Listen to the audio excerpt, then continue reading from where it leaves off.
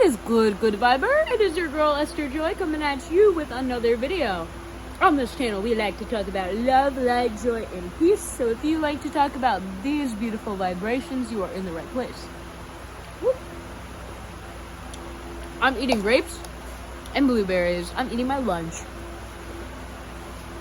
And I'm very happy because I like food. And I thought, why not do, just eat my lunch and share a little bit about life, especially about this 12-week year that I am journeying into, what I hope to get out of it, and maybe it will inspire you to use the next 12 weeks to really focus and define how you use your time and what you want to get out of it. So hopefully that's what you'll get from this video. And also I have my peanut butter jelly sandwich that I put in the toaster. And it toasted it to perfection. I really try to keep the toaster look at that!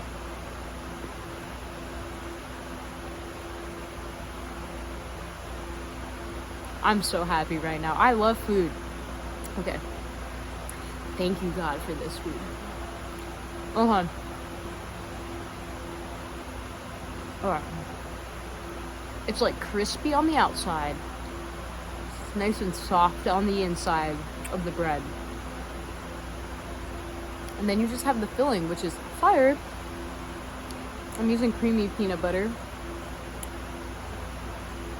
And a jam that actually my coworker made because she makes jams. And it's fantastic. It's like cranberry, strawberry, orange jam, and it's like amazing. Okay.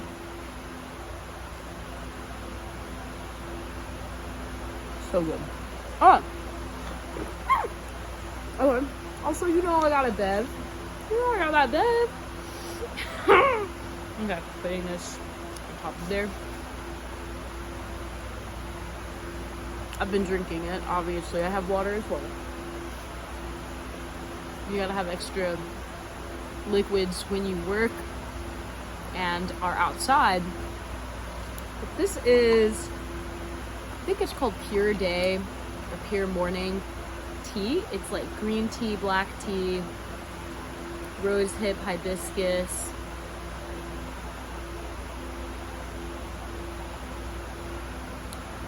Pretty good stuff. I like it. It's pretty good. Yeah, I like it. It's good. Anyways.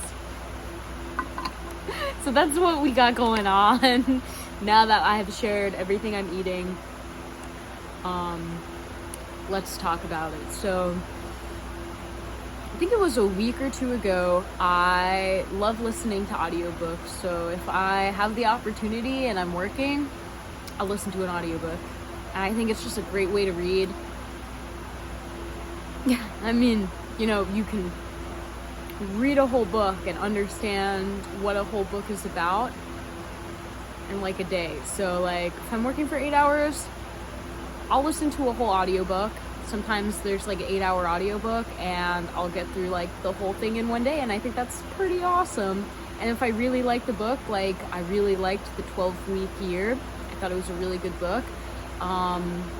I went deeper. I listened to it again while I found the free PDF, and I'll probably let me know. I think I'm gonna share it with my newsletter, which I barely catch me literally saying, hey guys, I'm alive, once every 3 months on there. But I think that this is pretty valuable stuff and I would like to just share it. So I'll just share the template that I created to help me track my 12-week year.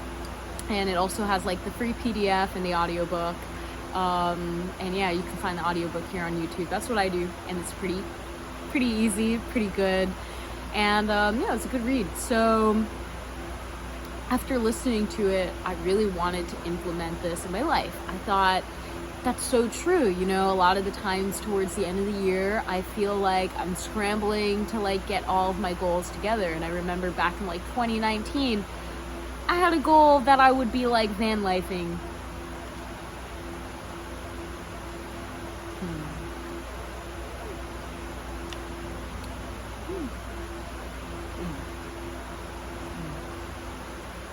No, that did not work out. But my priorities changed. I realized, like, I can't grow many plants if I'm van lifing, and if my van craps out, that's gonna be unfortunate. And yeah, I just really felt called to work on the land. So I figured, you know what? Change of direction. And so I'm happy. Back in 2019, what I wanted to come true that year, by the end of like the following year in 2020, didn't actually happen. And it really helped me get more clear on what I actually want and where I'm going. And I'm still working on becoming more clear and figuring it out. But I wanted to just share why I think the 12-week year is such a beautiful book, and something that I think, hey, if you are curious and you really have been struggling with accomplishing your goals at the end of the year, you kind of feel like, man, you know, I wanted to manifest so-and-so and I just missed the mark. I think the 12-week year really helps you when it comes to time management. And I was looking for a good book on time management, because your girl is bad at it, very bad. I have not been the best at time management, let me say that. Okay?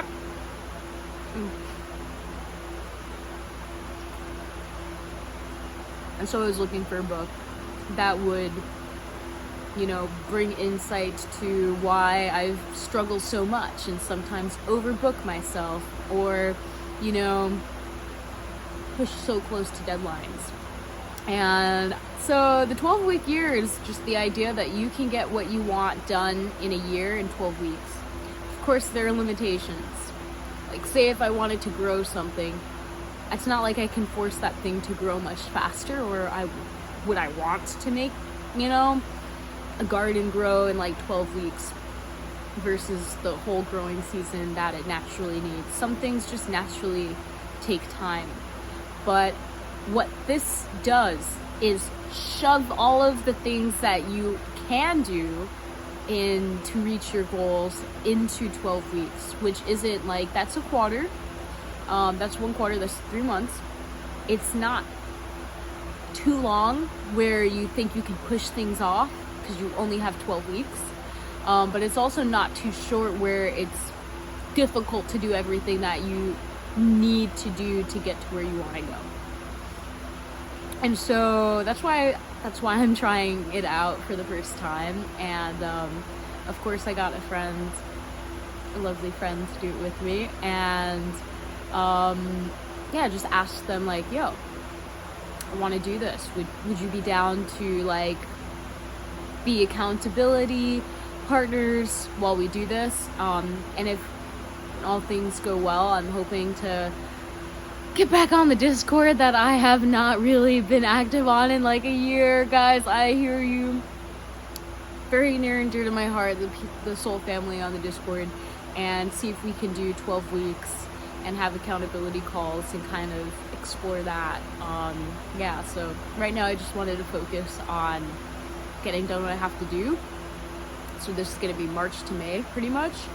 And I have noticed that a lot happens in the natural world, in the growing world during this time of March to May. This is when a lot of the plants, you better make sure that you're prepared for what's coming. And so that's like my big thing, you know, just mostly focusing on Eco Chamber, getting it established so it has good roots and, you know, can handle itself, because I'm really figuring things out. The other day I was shoveling wood chips. There's a mountain of wood chips the same height as me, and I'm shoveling it with this old lady that wanted to start a community garden, and I'm really thinking, what have I got myself into? I'm not getting paid anything for this, and this could be a failure. Like, this could end up not being that cool. But at the end of the day, like, things need to be done, and you know, if I can do something, I guess I'll do it. I was not in the best mood though that day, but hey, so it goes. So this is week 1 for me of the 12-week year, and so far I have really noticed there's a few things that helped set it up to make it like hopefully help me follow through all the way to the end and to reach the goals that I set out for myself. Keeping the goals really simple, I would like to have 100 people use the Eco Chamber app platform to log their activity in the gardens. I struggled so much, and I realized that I'm breaking down a lot of my identity about what I am able to do and my capabilities. And that's been big, my friend. That has been big. I have really struggled with it, and it's cool to see me being honest with myself and what I am actually capable of doing and what I might just be too lazy to want to do. Fire grape.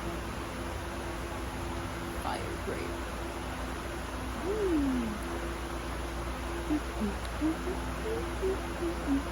This is like my liquid. It's like a liquid packet.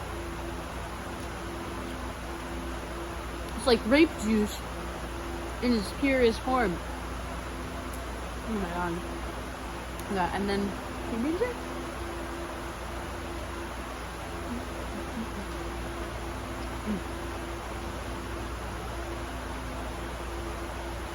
But yeah, I've been struggling with my time management.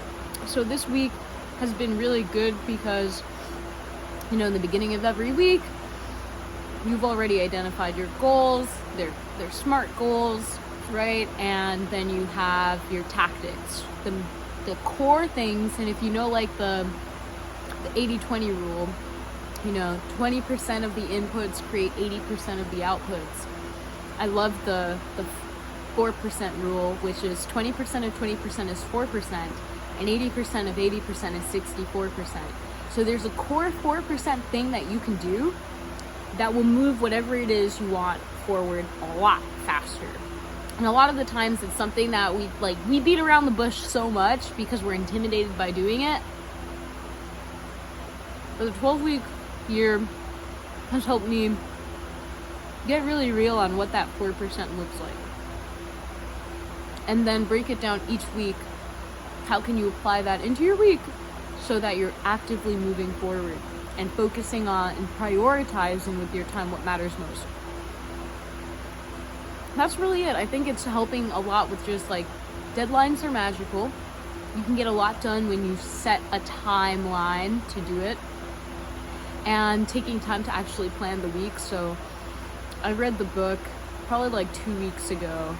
I spent a whole week rereading the book, highlighting the most important things that I wanted to implement, and then discussing it over with my accountability partners so that we were on the same page, created the template, and now, you know, on Friday, you know, we'll have like our accountability meeting where we'll just grade ourselves and really look at, you know, 5 things for the week, 1 thing a day. Did we check it off every day? Did we do what we said that we were going to do that week? And really simple to grade yourself that way, because you'll kind of know very, very easily based off of, you know, if you checked off or not. And I think that's the important part. I've been learning a lot to deal with discouragement because honestly, it's kind of at the point of the journey where a lot of discouragement has been dealt my way, whether it's, you know, partners not reaching back out or ghosting me, or, you know, rescheduling, or just physically pushing myself to the point of, you know, I've been actually really good with my boundaries and being like, no, I need to like take a step back, pour in my own cup. And that's been pretty good. People just blatantly saying that they don't, you know, they don't believe what I'm doing. They don't think I'm able to do it. You know, these are some of the things that, or you shouldn't do this, you know, you're harming yourself, or you don't know what you're doing. Like, I'm at that point of the journey where a lot of naysayers are coming through, and I'm okay with it because that's how I know I'm making progress currently at this point of my life. But yeah, it is a bit discouraging. And so the 12-week year talks about 2 kinds of metrics so that you're just focusing on moving forward and doing what you can do. And they're called leading and lagging.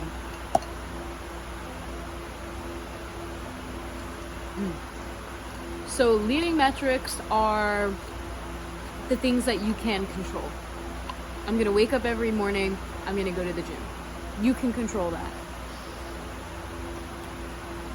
I'm gonna reach out to somebody I admire every day. You can control that. Those are the things that every single day, every single week you track.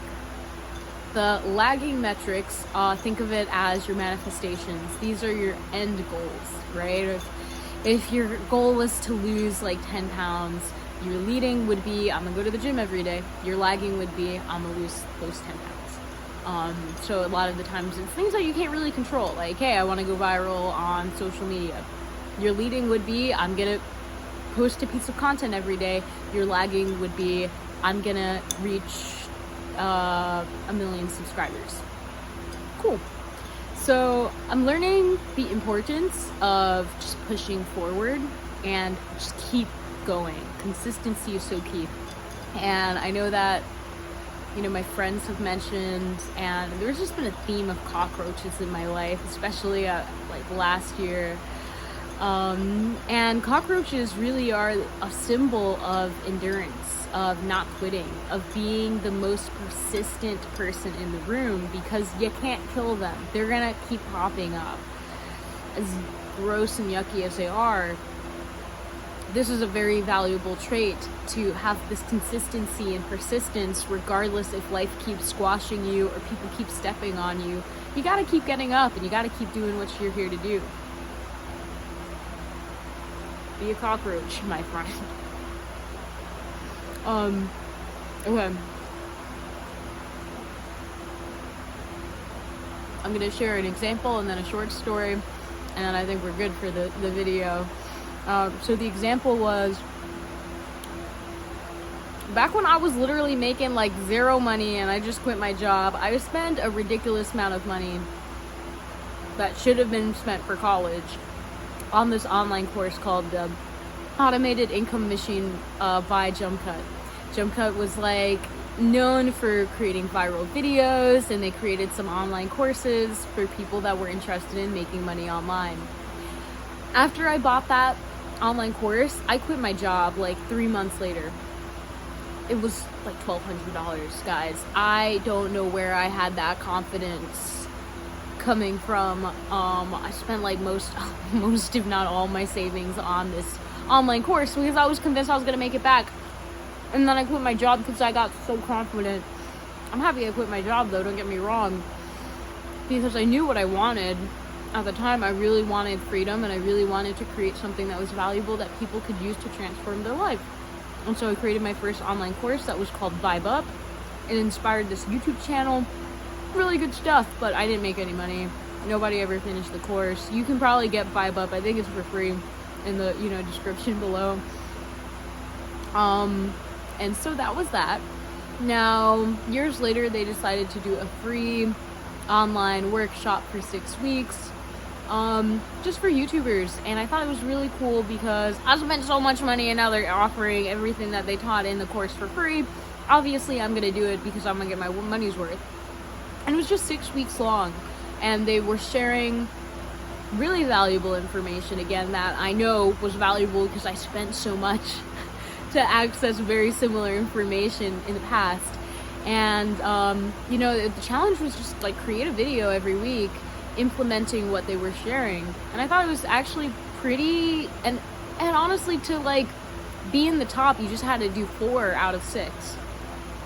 So I was pretty busy, but I did end up doing 4 out of 6. And I watched all of the videos, all of the content, because I was genuinely curious and wanted to like make sure I was getting as much as I could out of it. And I remember them sharing the statistics of how many people joined the workshop and how many people actually finish.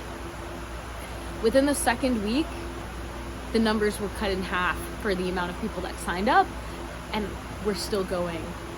By the fourth week, I think it was like something like 90% of people had dropped out. And by the last week, I think there were about 4% of people that were still in. And about 2% were actually like, had uploaded all of the videos. So it's a really, really small percentage for information that I know is worth like a lot of money. I mean, again, one man's trash, another man's treasure, I suppose, but like really solid information and pretty simple. Just like watch the video for 20 minutes, make a YouTube video. Of course, I understand, but I found that so interesting. And they mentioned the cockroach analogy. You know, some people are going to be persistent. Whatever you want in life, you have to be consistent. And so this leads me to another story, which is just funny, okay? Like, I had the flu one day. Have you read The Metamorphosis?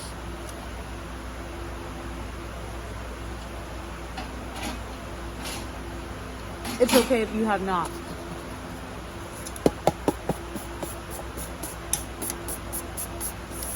The Metamorphosis, I'm not gonna ruin it, but pretty much this dude's a cockroach.